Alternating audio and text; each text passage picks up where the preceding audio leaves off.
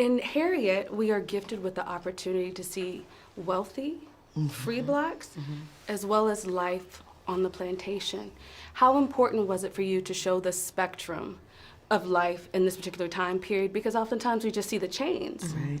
And that's what I liked about the film. It was incredibly important to me. I really wanted to show kind of the intricacies of what it was like for these people, enslaved people living next to people of color who were free in the South, and also the difference between the Northerners and the abolitionists that were kind of, some of them more Victorian than Victorian, and incredibly eloquent and almost highfalutin, you know, compared to this girl from the South, you know, from a small farm in the South. And I thought it was important, all of that texture, you know, we draw from so many experiences as Black people and Black people in this country.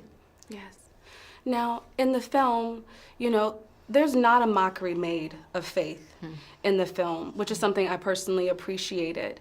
In what way did stepping into Harriet and preparing for her prophetic visions and her walk with God, did it change you or affect you personally in any way?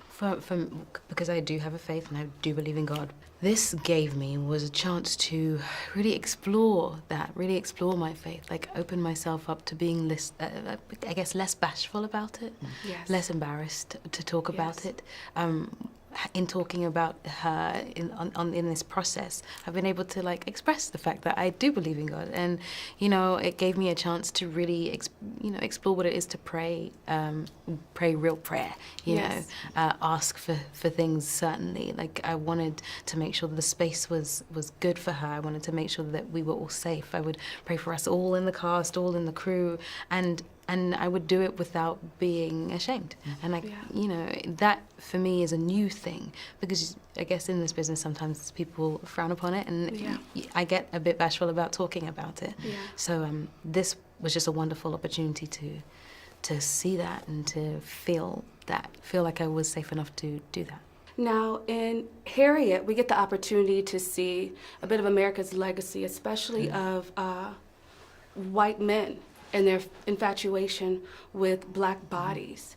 Can you speak a little bit to Minty's relationship, or lack thereof, with her master son?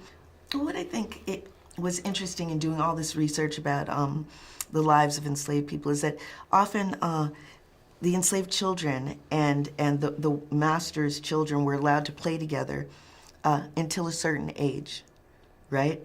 And so it's like, what I was imagining was this friendship that was formed when they were kids.